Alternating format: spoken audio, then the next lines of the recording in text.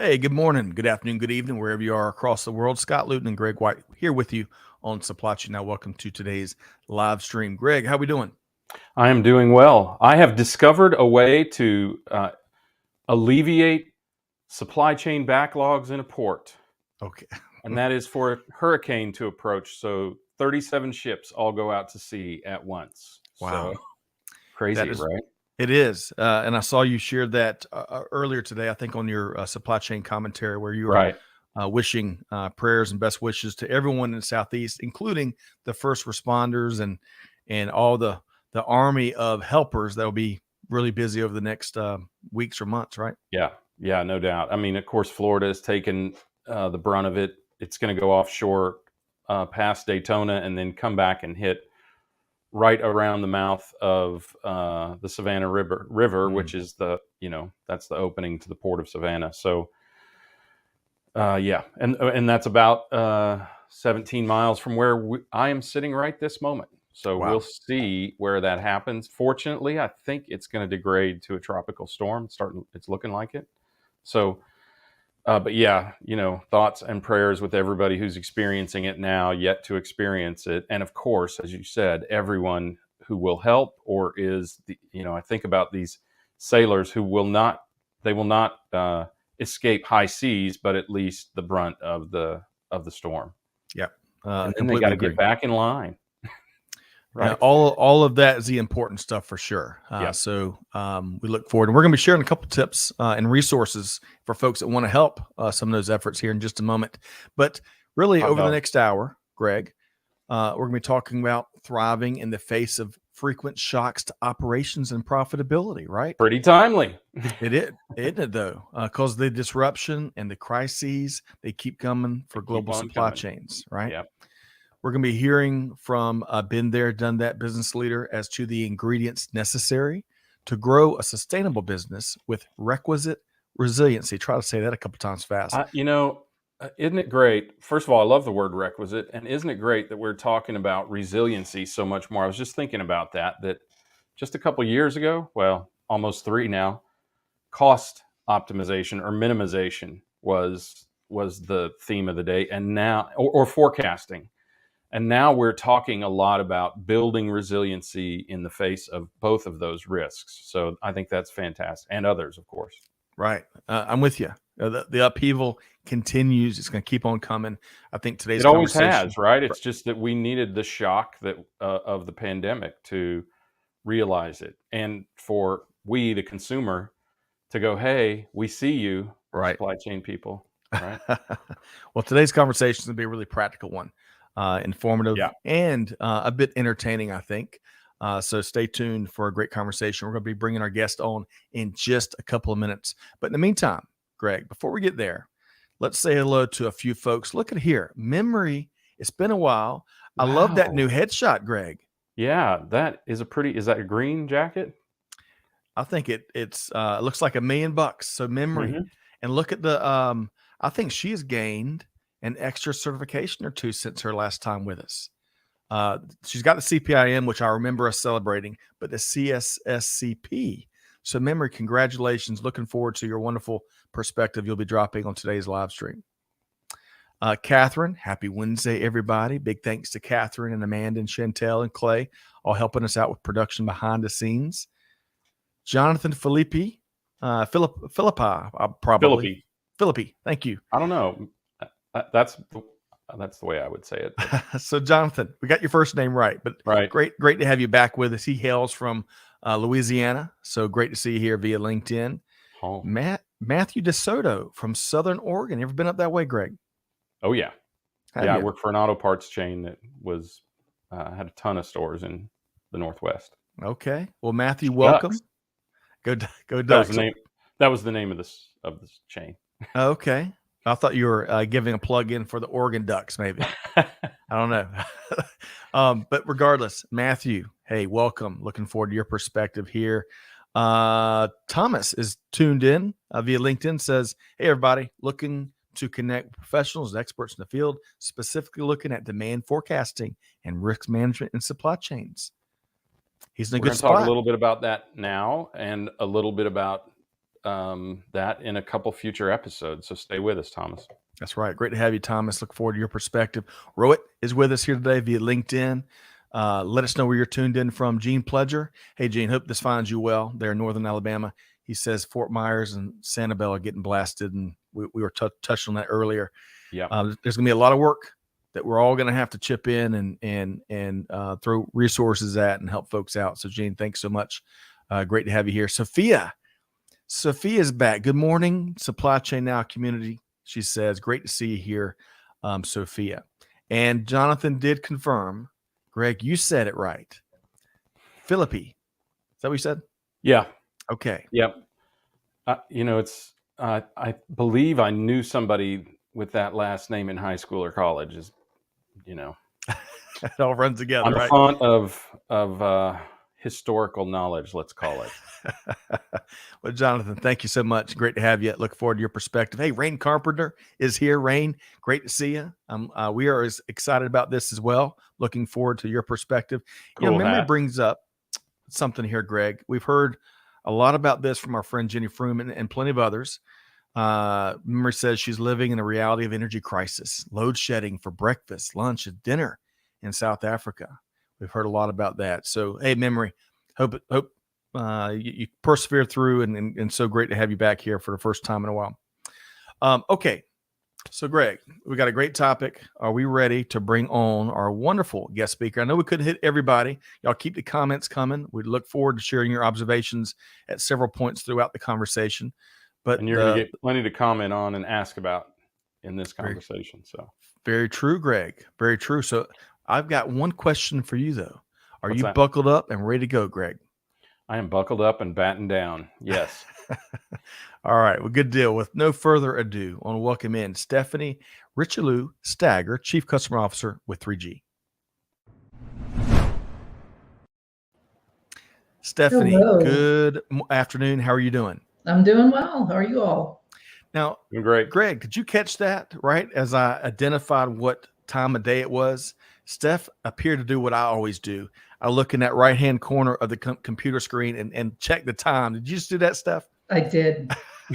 I did the look, and I teed you up to make sure you knew it was afternoon here. That is right. Thank you so much. Well, hey, all kidding aside, great to have you. I'm really looking forward to the conversation. We've enjoyed the pre-show conversations, and it's gonna be it's hey, a good supply chain conversation is always timely. But Greg, as you alluded to, right now it's maybe extra timely, right? Yeah, no doubt. I mean, we're going to learn a lot about resilience over the course of the next few weeks. That's right. Well, let's talk about that for starters. We're going to get into a real practical conversation here in a minute, but it is also timely National Good Neighbor Day. And we were chatting about this yesterday, Greg, with Jeff, and we want to pose the same question to Steph here today. So, Steph, we're big fans of the do good movement out there, right? Really practical ways of doing good. So what's one of you, when you think of nonprofits or great initiatives, philanthropies, you name it, what's one of your favorites out there? Top one for me is Feeding America, feedingamerica.org. They are, food insecurity. It's not as well publicized sometimes in the U.S. It has been during the pandemic, but Feeding America, it supports over 200 food banks, feeds over 46 million people. Wow. It's a huge problem in the U.S. People aren't aware of it, and it will become more problematic as you get these epicenters of activity as well, right? Food insecurity is going to continue to grow. So this is something that's near and dear, something that we support as a company as well, by the way, and something individually that we've maintained. It's really good. Love that. And the team has shared the link here if y'all want to check out feedingamerica.org. I really appreciate you sharing that, Steph. Yep. Greg, I know one of those that we're all fans of, we were talking pre-show, is the American, let's see here, Allen Logistics Aid Network. Thank you very much. Sometimes I get my acronyms wrong, but American Logistics Aid Network. Y'all check that out at allenaid.org. And in a nutshell, and Greg, I'd love for you to check me here.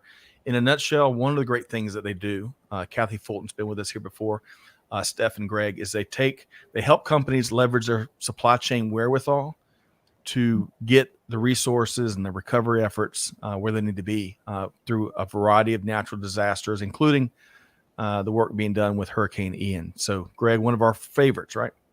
Yeah, I mean, and really incredibly timely, right? Along with actual neighbors just doing good for one another, which we know we're going to see. I mean, even just here with the locals, they're helping people prepare, decide whether to go or stay. You know, like I said, buckling up and battening down and Right. hoarding water. Right. So true. One last note here. And thank you, Greg and Steph, for both sharing. My dad went down with the South Carolina National Guard when Hugo ravaged the Charleston and really lots of the South Carolina coast. And he spoke exactly what you're talking about, Greg. I still remember him telling me this one story as he is working a tractor and clearing massive trees and stuff. And the folks down there were just bringing whatever food they had, trying to reward the folks helping them. He was talking about shrimp cocktails. They had it on hand and they were just trying to, give to those that were given to them. It really I mean, it's, we need more of that in society, right? Absolutely. Agreed. Okay. It seems to happen in real times of need. I think that's the important thing, right? Agreed. It's easy to forget about those in need, as you go through the day. That's why we love the give forward philosophy, but it's hard to do that all the time. But you can count on a huge group of people, an amazingly large group of people whenever there's a crisis. That's right. That is right. Okay. Well, I appreciate both of y'all on the front end here of level setting in many ways. And we want to kind of pivot where we are level setting next and kind of focus more on supply chain industry, right? Because global supply chain continues on regardless of what is in the news headlines or what's going on. And I want to start there with you, Steph. And when you're surveying, global supply chain right now, what are some of the things that business leaders are telling you about? What are some things you're seeing? What are some of your observations there? Yeah, I mean, look, it's not going to be news to most people because you're experiencing it. We're all experiencing it on a daily basis, right? We turn on the news, we have war, we have hurricanes, we've got weather events, we have drought that are causing main waterways to be shut down to traffic or to have lighter loads. Those have a ripple effect.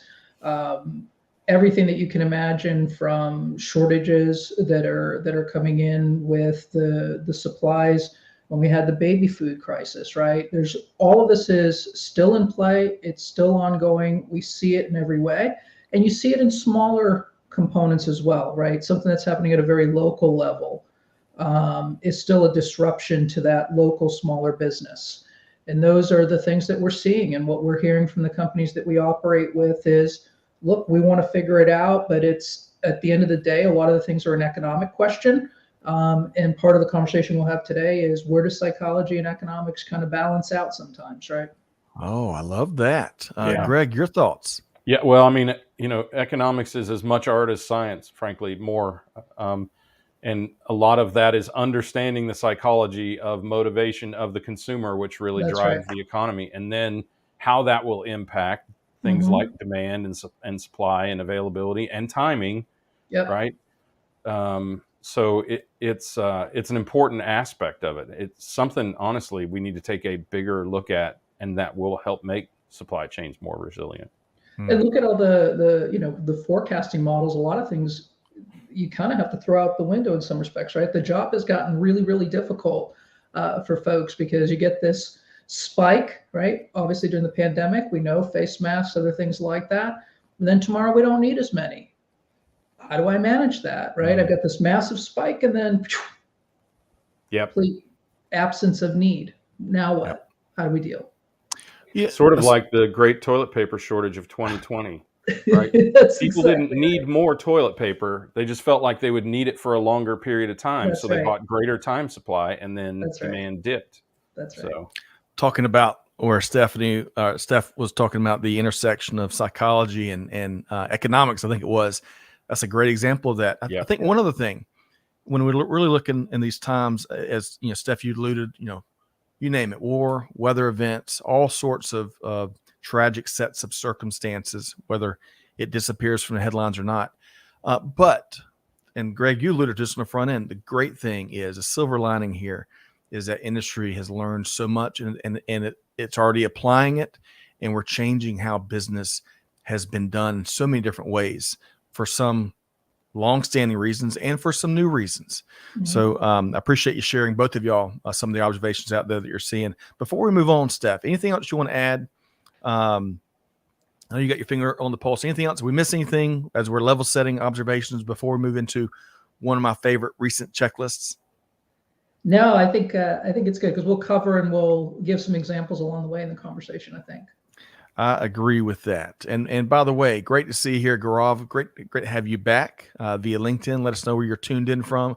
Dr. Rhonda is talking about another nonprofit initiative, Rowan University. So y'all check that out.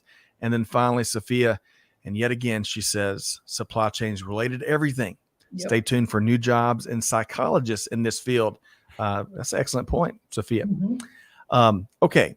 So let's give folks a sneak peek. So what we're doing, the main thrust of our conversation, Greg and Steph, here today is we want to talk about how organizations can grow a sustainable, resilient business in this current challenging landscape, right? And so, Steph, let's give folks a sneak peek of the kind of the 3 items that make up that checklist, what you're going to be speaking to here. Sure. And that is expect disruption, educate and collaborate, and empower agility, right? That's right. Okay. So with that said, let's dive into this first bucket of expect disruption. Tell us more about that. Exactly what we just talked about today, right? Expect disruption. You're gonna have something that's gonna happen. It may be something that has global, worldwide press. It might be something that's happening at a local level that has massive impact. If any of you remember, I think the name of the company is the Renesas, the Japanese semiconductor company, right? Had a fire. It's 1/3 of the semiconductor, the chip manufacturing of all vehicles. 1/3 of all vehicles were sourced from that location. So you have a localized fire that has a massive ripple effect on 1/3 of the cars. That's extraordinary, right? These types of things are going to happen, and they're not all things that are within our control. So one of the objectives when we're looking at talking about expecting disruption is I need to understand and accept that disruption is going to happen. But I also need to understand that I can do something about it. But it is an economic and a psychological question, right? Of what is my risk tolerance? Where are the main points within my supply chain, within my business that are the most vulnerable? What do I feel I have to protect? And if I'm a small business with not a lot of dollars behind me, how do I make those decisions? Those are things that take pre-work and constant work. This isn't a one-off event. So that's really what, in the category of expecting disruption at a high level, right? Yep. Agreed. And go ahead. I'm sorry. No. Well, I was going to get Greg to weigh in on when he's here, but I want to give you a chance, Steph, to finish your point. What else? I think it's understanding that there's things that are internal and external. We focused the front end of this conversation today really on kind of the external things that are happening to us from outside that we're having to react to as best we can, right? And that's going to fall into proactive planning to react more efficiently, right? But there's also things that are internal to the organization, and part of it is that psychology of accepting risk, of understanding it, knowing where I'm going to be, and it's also understanding the processes and controls within the organization. Do I have processes? Do I have communication gaps? Do I have plan gaps in how I run my business that will amplify a challenge or help de-amplify the result of that challenge, right? Those are things that fall under this category and are important that you have in the full scope of what you're looking at. All right, Greg, we're getting a fast start right out of the gate with this expect disruption. Your thoughts on what Steph just shared? It's the foundational tenet of supply chain, right? I mean, the very first thing I was taught, I know this is not exactly the most uplifting message, was assume everyone will fail you. That's right. And build a provision for that, right? The consumers will do something, or your customers will do something that disrupts your demand plan, or a carrier will fail to deliver, or we've talked about even some really funny things. Our trucks, we sold auto parts. Our trucks would disappear to Mexico, and we'd find the stuff being sold in the desert, or drivers might go on a substance binge. So, anything could happen, right? Right. And we've seen that both internally and externally, right? I think about when we talked about drivers so much, I think about how many times a driver shows up with an appointment and still the distribution center isn't ready, or Mm-hmm. it takes too long to get the goods put away, so you can't ship them when orders come in. There's all kinds of internal and external things that can happen. I think key to expecting disruption is to expect the outcome of the disruption, not trying to decide whether the linebacker or the cornerback is going to blitz, but Right. what do you do when a blitz Right. occurs, right? When it comes from the left, it doesn't matter if it's a linebacker or a cornerback, right? Mhm. Sorry, football season stuff. But I think it's, Diehard Pats fan. Sorry. Oh, man. You got a big Yeah. trophy case then, Steph. Yeah, it's going to be a little bit light for a bit, but we'll get back. You'll get, yeah, definitely. I'm hoping that it's going to be for a good bit. So, and that those go to the Chiefs trophy case. Anyway, I think, you have to understand that I think sometimes, and as we talk more and more about resilience and expecting disruption, we're so focused on what the disruption is. That's important, but it's not as important as what is the effect. The effect is you need to get out of the pocket, roll out, and hit the receiver on the run. So I think that's the important thing, and just a slight distinction that we need to think about as we talk about some of this agility and resilience that we're going to talk about later. Yeah, agree. Excellent point, Steph and Greg. I want to add one little quick, about this expect disruption. We got 3 items on our checklist. They expect disruption is the first one. I think one of the things is attacking that blind spot. And I use this as an example, not to pick on anybody because I bet they knew, but as a consumer, because we're all consumers, I had no idea that Ukraine was the #1 producer of, I think it's sunflower oil, right? Which is a key ingredient in baby formula. That's right. Now, I bet those procurement pros and supply chain pros knew that, but I'm using that, it wasn't on my radar. And I think when it comes to expecting disruption, the more that business leaders and supply chain pros can really chip away, there's always going to be some sliver of blind spot, right? But the more they can minimize that, the better they'll be in better position to hit the curveballs that are, as we all talked about, are inevitably going to continue to come at them. Steph, does that resonate with you? Absolutely. And truthfully, Scott, it's a perfect tee up to that second pillar. Couldn't have done it better, which is really educate and collaborate, because it's exactly that.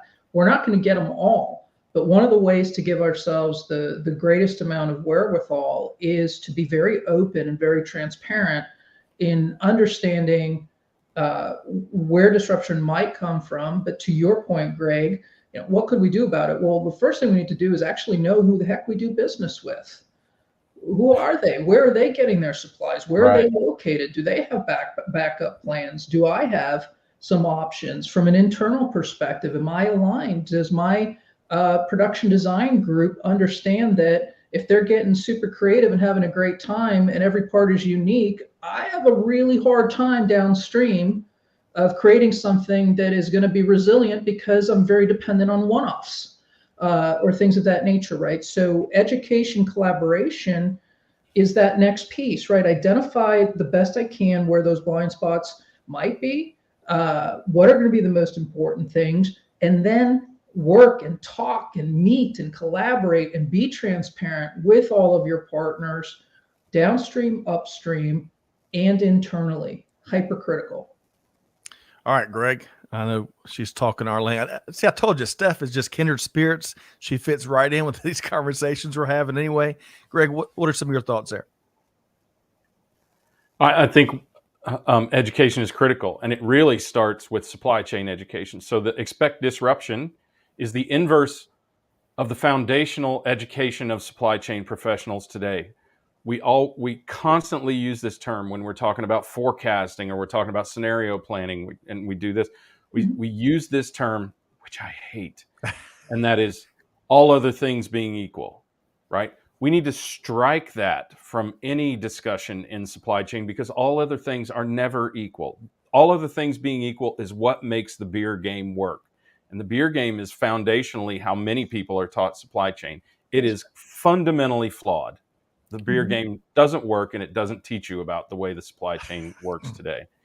So, but it's fun I to think play over a beer. it is. It is a beer. lot of fun to play. It really is, right? And I really thought I was learning something when I was, doing it. And we may or may not have played it once or twice with a beer.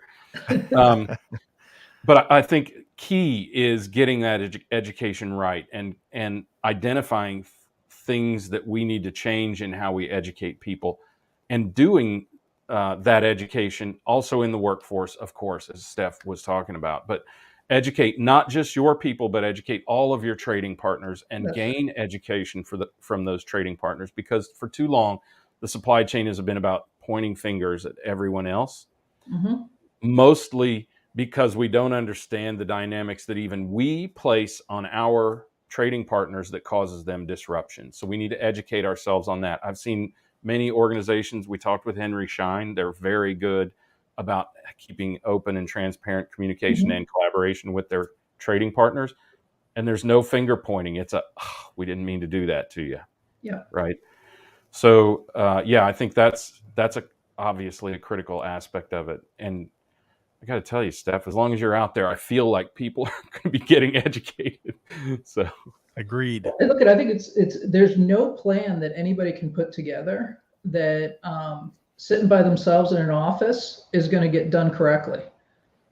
It's not going to work. Right. If we're not communicating, if we think we have some secret sauce that we're not willing to share with somebody, then good luck, because it's not going to work. Yeah. Going back to Greg, you mentioned Henry Schein. I think 18 to 20 acquisitions per year, as I recall from that interview we had, and they had to 50 while I was working with them. Really, and over about 3 years. Yeah. So think about the true resiliency from an operational supply chain leadership standpoint to be able to wire all that together for the good of the enterprise. I want to share a couple quick comments here. First off, Sophia.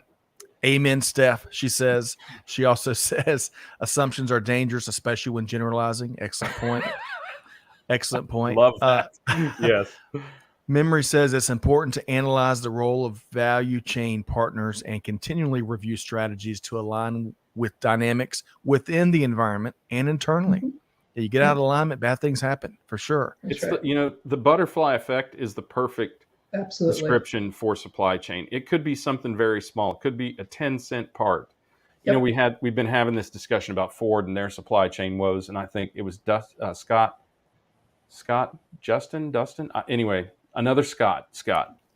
Yep. Who asked the poignant question: how many parts does it take to build an F-150? All of them.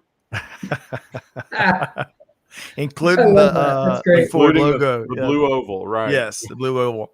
Yeah. And one little thing just for you, Greg, is Matthew DeSoto says "Go Chiefs."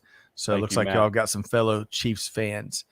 And by the way, Steph, given that you're a big Pats fan, can y'all share some of that secret sauce with our Atlanta Falcons team? I'll tell you what, it has been such up close and personal. But the Falcons didn't ingest it. We can't. We'll never go back to that game. In fact, I can't even speak it. It's too painful. Yeah. You can show and show, but if you're not willing to receive. That's right, Steph. That's right. Okay, so we're working our way through this 3-item checklist for the sake of this conversation of how to really grow resiliency so that you can expand successfully in light of this ever-challenging environment we're all in. Yep. So the first one was expect disruption. The second item was educate and collaborate. That's right. And thirdly is what, Steph? Empower agility. And that's it's a more buzzy statement or whatever. What does that really mean? Well, it builds off the other two, right? Empowering agility can be an incredibly expensive proposition if you think you have to be able to react, pivot, take advantage of every potential scenario that's ever existed or been known to man, right? So it's not the legal perspective of, do I have a way to manage every potential risk, no matter how far-fetched it might be? It's okay, what's the real risk that I have, or the real opportunity, right? Because agility isn't just about, in resilience, they're not just about being reactive, they're also about being able to be proactive to new opportunities, right? To move forward. So it's taking a look and saying, do I have a narrowed view that is both economically feasible for me to support? Is it something from a program perspective, because it is a program to continue to build on this, that I can continue to garner support? It's easy to garner support for supply chain related challenges in a period of crisis. And then, this is the psychology, human nature kicks in, time passes, life's feeling pretty good. You supply chain folks, we're back in cost mode. We're in this, we're in that, right? Whereas right now, the message might be, no matter what, get it done, figure it out, let's figure it out. And then tomorrow it goes in, right? So you don't want that whiplash. You need something that's going to be able to sustain. So when we're talking about empowering agility, it's not just the concrete actions of what playbooks do I need to have it, on hand. How do I bring more digitization in, right? More automation and tooling into my structure. How do I ensure that I have shared knowledge? But it's also that entire network play, internally and externally. How do I maintain this? Am I going to run into cost obstacles? Is this a full-time job? Do I have the wherewithal? How do I make it scale? That's really what's going to be required for us to truly, as individual organizations, empower ourselves. Do I empower you, Scott, to go out and do the stuff? If I don't empower the individuals that are on the front line, it's a fail point, right? So empowering agility in a really a greater sense is what I'm picking up from Steph. Greg, your thoughts there on that third one? Yeah, I mean, long ignored agility, right? I mean, we focus so much, to Steph's point, on cost and so much on forecasting, trying to predict the future, that we, in many cases, ignored responsiveness and preemptiveness, right? And opportunism. I mean, that's the truth. There are companies who make 100% of their profit by hedging inventory. Right. In the wine and spirits industry and in the food service industry, they have to forward buy inventory ahead of what they know is a coming price increase in order to make any profit. So there are companies who accomplish both. Think about that. They increase their inventory to make a profit. So I think the other thing that you have to recognize about agility is that it's not a zero-sum game, right? If you're increasing your inventory and you do it the right way, and I think digitization technology is one of the best ways to help us assess that, then you can make more money by doing that than if you don't. The other is, I think we have to acknowledge recovery as an agility, right? Yeah. Visions of Tom Brady just keeps coming into my head now that you mentioned you're a Patriots fan. But think about those times you nearly got knocked down and still managed to recover and hit Randy Moss deep behind the corner. So it scarred you, didn't it? Yeah, scarred all of us. Man. It really has scarred the entire NFL. Yes, but those are admirable things, of course, right? But I think these are the kind of things that we have to think about, because what we've tried to do is be so perfect in front of blind spots, or ahead of blind spots, or ahead of disruptions and things like that. You have to, and I think that's why you go right back to expect disruption. If you expect disruption, you not only build resilience, but agility that enables that resilience, whether your first response is correct or even wrong, or whether the disruption is so dramatic that all you can do is recover for now, right? Just get back on your feet. So we talked early, even before Steph came on, Scott, that I'm glad we're talking about this, because for so long we have ignored it, and it got us what it got us in the pandemic. Right. Things like, I'm not going to say lean, but the Right. misuse of lean, Right. and the misinterpretation of lean principles got us to where there was no backstop. Right. So we have to recognize that part of optimizing a supply chain is expecting and accounting for and provisioning for those disruptions. Excellent point. And speaking directly to lean, a lot of things have been put under the lean banner that had nothing to do with that methodology. Yeah, and you know that better than mindset. any of us, right? True. But it's a lot of good stuff, Greg. Steph will give you a chance to respond to some of the things that Greg just shared there. And then I'm going to hit some of the comments we've gotten here. Anything else to add there, Steph, as we talk about this empower agility? Question, because I think you struck a thought for me in talking about the education system and around supply chain. One of the ways that we'll be able to propagate better practices, right? And we've talked a little bit about the information within supply chain being valuable, et cetera. But do we teach? I don't know anymore. I'm a little bit disconnected from the education side. Do we teach supply chain professionals through the education on how to interact within their organization and their colleagues, of making sure that they know how to bring forth the importance of the issues, the supply chain, how not to be the person who cries wolf, but the person who we need to listen to, more of the E of Hutton versus, something Chicken else. Little, right? Yeah. What a great question. And Greg, you go ahead. Yeah, I think that is sorely lacking. I can't say that it's completely absent, Steph, but I think it is sorely lacking because supply chain has long been treated as something so technical and scientific, and also brute force, right?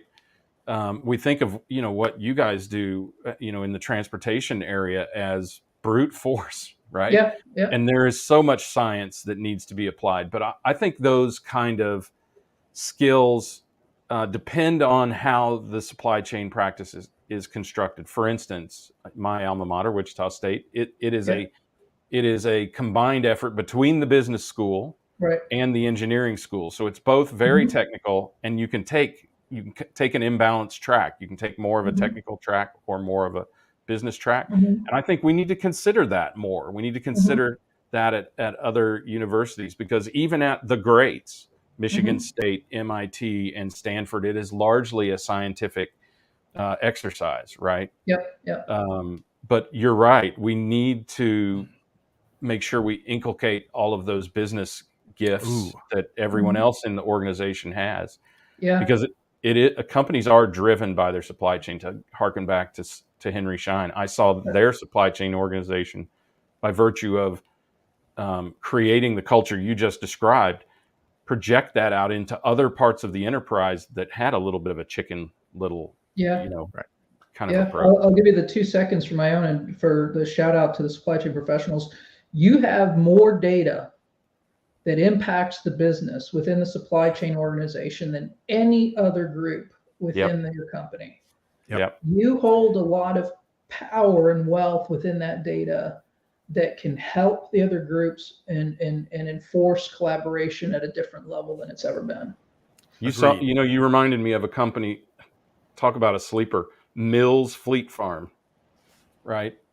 Based in Appleton, Wisconsin. They had rooms where the merchandisers would negotiate with the suppliers, and they literally locked them in a room, and they could manipulate the temperature also. Not a bad tactic. But what they learned was that what they called logistics, supply chain people, could deliver a lot of value in those conversations, so that a merchant didn't say, yeah, we'll buy container loads, when the data, as you talk about, Steph, that the supply chain team had said, that's a terrible thing to say, right? Let's buy half containers, or buy by the pallet, because that's way too much inventory for the volume that they're going to produce, or whatever. That's right. So you're right, and I've seen that be really, really effective as long ago as more than 2 decades, Scott. So no more. So yeah, that is an absolute truth. So let me get back to the question, Stephanie. We've got a series here at Supply Chain Now we call the Now Generation, where we're interviewing some of the leading supply chain schools, including Arkansas, which Gartner's placed atop the list. My alma mater, South Carolina, is number 3 on their list of best supply chain universities, and it is amazing, to your point, how they're training the now generation of supply chain practitioners, and some things already doing that these students are doing before they even graduate.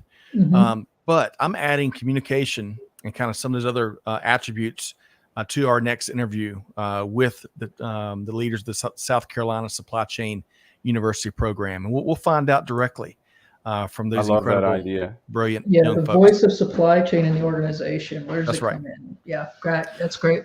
All right, so let me do this. Share a couple quick comments, and then we're gonna find out a lot more about 3G, and we're also gonna dive into some resources that you and the team brought here today. I want to hit Dr. Rhonda is talking about trauma with Greg. Going back to the NFL conversations. Hey, yes, definitely. But she also says, Yes. we can get comfy and not be mindful of how we're operating and lack assisting or evaluating our processes and That's behaviors. Right. It can be costly in so many different ways. Can I address that just real quick? Yeah. Another great leader that I met in my travels used to ask the question, when something went wrong, why did it go wrong? Right? That's really common. Not right? who or what, but why. What he also asked was, when something went right, why did it go right? And you had to have, to your point, Steph, an equally defensible position as to why it went right.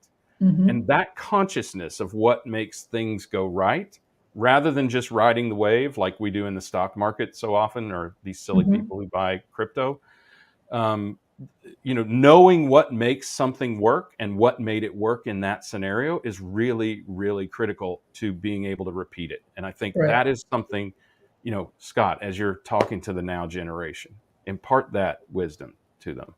Yeah. Be able to answer the question, what went right? I appreciate that, Greg and Steph. And hey, they're imparting a lot of wisdom on us. It's amazing what these folks are doing. So, but Steph, I appreciate that question. It's a great question that we should all be thinking about as practitioners, as we're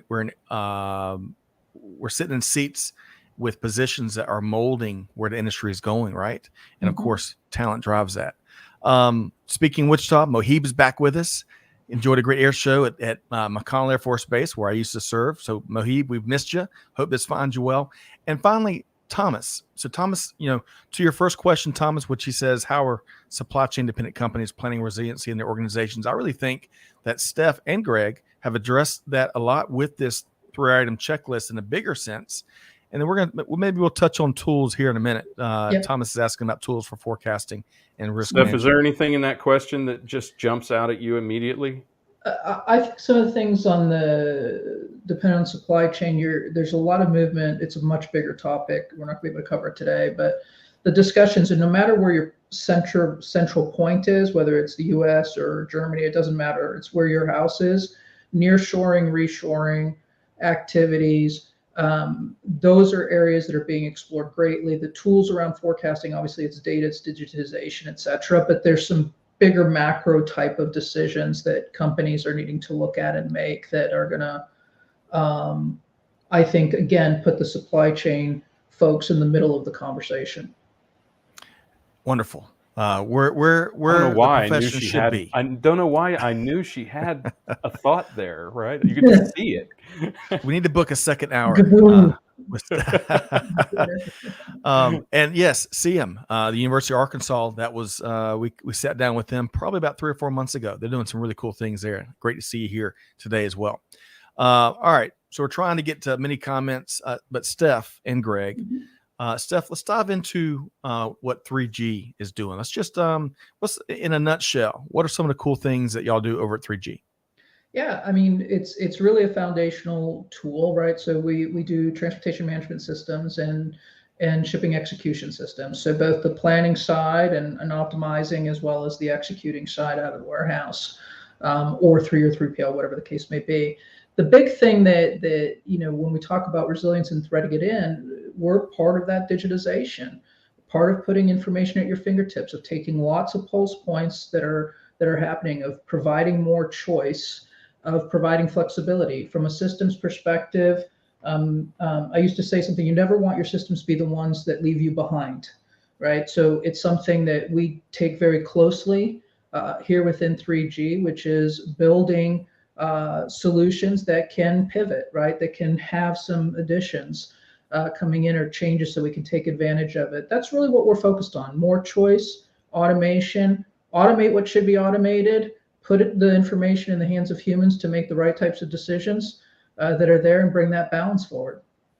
Love that. So much practicality there. And it's Mm-hmm. not just, Greg, we talk about this quite a bit. It's not just technology for the sake of technology because it's, Mm-hmm. shiny and new and all this stuff, but it's really purpose driven, technology, starting with, the outcomes you're seeking and working backwards is kind of something I heard there. Greg, your thoughts? Yeah, I agree. I think the only way to implement technology and to use it is to identify the problem that you're having or the outcome that you're seeking, both in many cases, Mm-hmm.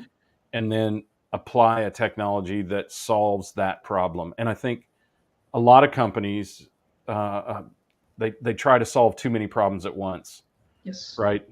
Pick the biggest pain, solve that, get the win. Because Mm-hmm. a lot of companies are still trying to get their constituency, their team comfortable Mm-hmm. with technology, taking on some tasks. So Mm-hmm. find an area where you have a lot of pain, help people recognize that technology can solve that. Then eventually, this is the question you want to hear is, oh, so you tackled that for us. Could you also do this? When you've gotten to that point, you have truly won over your constituency. Excellent point. And Steph, that's when you hear something like that, that's like music to your ears, right? Yeah, absolutely. And there's a role for everyone to play, right? It's from a HR perspective, we're all dealing with the, kind of the throes that slowed down obviously now, but it was difficult hiring environments. And what's attractive? Well, technology is attractive to the now generation, right? The folks that are coming in. But a lot of the knowledge of things that have occurred resides in people that have been around for 20 or 30 years. Being able to blend those assets, for lack of a better way, to be more attractive to the now, to have the information that comes in to feed the mechanisms or the systems that you have is really important. Oh, Greg, she is talking our language with those last few thoughts. I got to give you a quick response to that, Greg. That generation that we're talking about is the baby boomers. So instead of okay, boomer, maybe we ought to say, okay, tell me something, boomer, because that generation is leaving the workforce at a record pace. The largest generation in the history of Earth is leaving with knowledge that was largely intellectual, not always or even often documented. And we need to capture that. And we can capture that in a way, by the way, that the now generation can really absorb it. We can impart knowledge into technology with AI, for instance, and then utilize that to make the decisions or guide the decisions that provide the desired outcome that the now generation wants. They don't want to do the grinding or the manual or the dark, dirty, dangerous, or dull parts of that kind of work. That's right. Because they're used to technology giving them the answer, and it certainly can and should. We need to capture that knowledge and impart it to the technology to be able to do that. So that seems to be a big part of the mission of the 3G team. So good there. Let's recap a bit because I want to give folks the opportunity to learn a lot more about Steph and 3G. But I want to go back to just kind of recapping what we heard here. The 3 buckets, 3 ways to really grow a more sustainable, resilient organization and supply chain in light of what we're all experiencing. Expect disruption, educate and collaborate, and empower agility, which my favorite is probably that third one. And I loved your comments there, Steph. There's a lot of people like screenshotting right now. So I'm just going to give them a moment to capture that.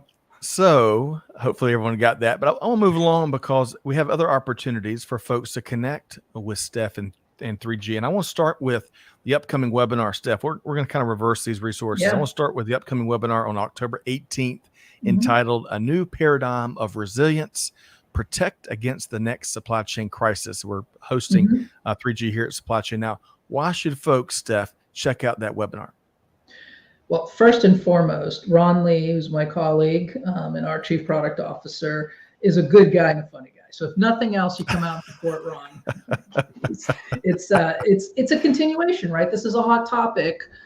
This will be, from the webinar perspective, it's a different format. It's going to have some different information in it that is going to be maybe a little bit more concrete takeaways in some of these buckets, just by the nature again of the format. And we have a lot to share. We have 800 customers that we deal with on a daily basis, and understanding what they're feeling and seeing and hearing. And those are things that we want to share. I love that. And that's October 18th. I think our Mhm. team just dropped a link in the chat. It's free to attend, but you got to register. So make sure you register. Mhm.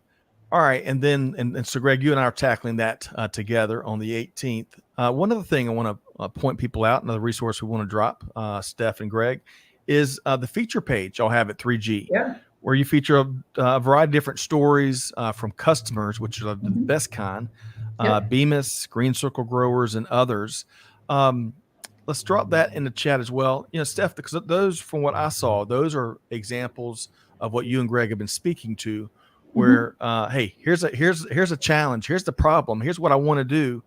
How can Mhm. we get there? And it looks like That's you and right. your team step up to the plate and hit home runs there, maybe. Yeah, I mean, I like to say it's a little bit cocky maybe, but when you failed in other solutions, people come to 3G. There's a history of folks that are here that are 20, 30-year veterans in supply chain activities that have a lot to instill, and we're learning. Our constituents, our buyers, tend to be second, third time buyers of other solutions before they come in, and so there's learning that comes from that. But in those stories, it's something that I can't remember if it was Greg or you said it, that Scott was Probably Greg don't try to today, boil the Steph. ocean. You're not boiling the ocean with these solutions. You're identifying your key problems. And it's a human nature, it's a psychology thing. We all think it's a blast to whiteboard our grand visions of the world and how everything is going to operate perfectly.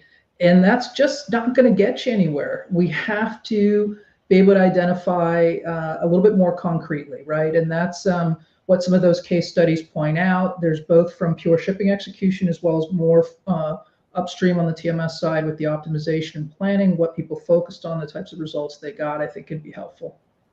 On the front end, Greg and Steph, and Greg, I want to get you to respond as well to this. Maybe, I use the word practical is one of my favorite words because it really Mm-hmm. speaks to what Steph's talking about there, at least to me. What's tangible? Yeah, there's lots of grandeur out in the industry, and we need that, right? That helps to change industry. But some of that, a portion of that, I'll leave you all to set maybe the what percentages are. A lot of it can be hot air and doesn't get us anywhere. And Steph, what I hear you say is what are we trying to do in a very tangible and practical manner? Mm-hmm. And let's do that, right? That's right.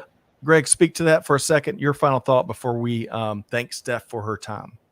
Yeah, I think that the things like case studies are so powerful because you as a practitioner can empathize or even identify with a problem that another company had and say, oh, I need Yep. that, right? And that's why things like customer, um, whatever you call it, whatever everybody calls their gathering, right? We call it Yep. like a project seminar, but um, I think those kind of gatherings where you get to hear from the people doing, the practitioners, Mm-hmm. and how a technology and a team, helped change their business and the Yep. problem that it attacked. I think that's incredibly powerful. Agreed. Greg, well said there. Okay, Steph, let's make sure folks, and I had it on this last slide. I'm going to pop it right back up here. How can folks connect beyond the webinar and beyond the feature page with customer stories, with Mm-hmm. some of our favorites? How can they connect with you and 3G, Steph? Yeah, absolutely. So my email is on there, LinkedIn is on there for me personally. Also connect 3GTMS at 3gtms.com. We can put that into the chat. I'll pop it in when we bounce off. Those are ways to connect with us. We're always happy to engage. We're always looking to learn from your own experiences as well. Love that, Steph. Really appreciate where your the angle of attack of your message here today. I think again, kindred spirits, and it represents, Greg, a lot of what we have been talking and listening to business leaders talk about. Right. So, with no further ado, Stephanie Richelieu Stagger, Chief Customer Officer with 3G. Thank you so much for your time here today, Steph. Thank you, much appreciated. Just a shout out, thoughts and prayers for everybody down in Florida, obviously, and shout out to everybody on this call for participating. Appreciate it. Thanks so much, Steph. Thank you. I enjoy. I mean, goodness gracious, we had a couple comments I'll try to share here in a second before we wrap. But I love the angle and kind of her approach of tackling today's conversation, Greg. Very matter of fact, right? I mean, Einstein said, if you can't explain what you do in 30 seconds, you don't know it well enough. And Stephanie can really break things down into their simplest components, and it's clearly because she's got the experience in doing it. So it is fascinating to have somebody be so concise and compelling, which is sort of become the theme of the week, it seems like, right? We've got a lot of people who know their stuff Right. really, really well, and can kind of cut through everything just to get to the meat of the issue and the meat of the solution. So true. Most of the time you get one or the other, but you don't get both. But today we got both. It was like a BOGO deal, concise and compelling. Okay, a couple quick comments, and then we're going to wrap here today. I wish we could celebrate all of the submissions we got. Mohib says, doses of agility are not only necessary to make our supply chain DNA resilient, but booster shots may be needed every now and then. Well said, Booster Mohib. shots of agility. I love it. Right. Greg says you need to continue to ask what went right and what went wrong to improve and continuous improvement. Excellent point, Greg. And look, Greg is leaning out. And I'm just kind of picking on you, Greg. Great podcast. We got a new vehicle name here. We got no time for D's. Nah, Greg, all in good fun. Great to have you back, and hope the new venture is doing really well. Let's see here. Rhonda says, yes, Steph, blending of old world knowings and tech savvy now youth. And when I say now youth, it just means not next generation. It's the now generation. They're already doing stuff now. The tech savvy now youth, boom, a magical space for today's needs and assessments that can make a difference. Well said, Rhonda. Very poetic there. Let's see here. Looks like, oh goodness. Greg says, let's just remember how resilient the Green Bay Packers are. All right. So Chiefs and Pats, the Packers look like they're going to maybe make a run for it this year. Who knows, Greg? Yeah. One of the two quarterbacks that played in that Packers and Bucks game, at least one of them will not be in the league next year. Okay. I imagine it's going to be Brady, because his wife is pretty hot at him for even coming back to begin with, right? So, but it's time. It is time again for Aaron Rodgers, who has so many special gifts. I mean, Brady is unquestionably the GOAT, but he has so many special gifts, and to watch that game was it's like the Battle of the Titans, wasn't it? Yes, agreed. The winners of the very first Super Bowl, the Green Bay Packers. That's right. They beat the Kansas City Chiefs. That is right. Bart Starr, I think, was part of that game. Yes, he was. Very good. We'll save that for another time. One final one. And Rain, we appreciate your work and facilitation. Again, you can reach out to contact 3G. Let's see here. Contact 3GTMS at 3gtms.com for a lot more information. So if you want to connect with Steph or Rain or the team over there, doing great things at 3G. Okay, Greg. Wonderful conversation. Certainly one of my recent faves. I got a sense of that in our pre-show discussions. I really appreciated kind of how Steph couched her perspective over the last hour. Always a pleasure to do these shows with you, Greg. Likewise. Yeah, this was a great one.